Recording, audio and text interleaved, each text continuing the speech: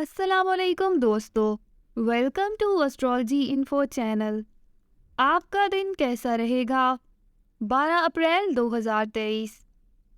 अगर आपने चैनल को अभी तक सब्सक्राइब नहीं किया तो प्लीज़ चैनल को सब्सक्राइब करें और बेल आइकन को प्रेस कर दें।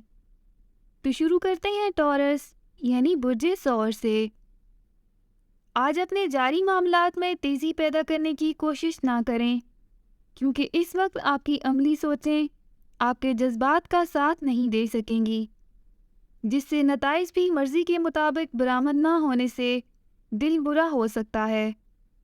इन हालात में दूसरों को भी कोई गलतफहमी पैदा हो सकती है। अगर आपने अपने कामों में मुतहम्मल मिजाजी अख्तियार ना की तो इससे आपके साथ काम करने वाले अफराद भी आपके जोशीलेपन से तंग आकर आपसे बागी हो सकते हैं।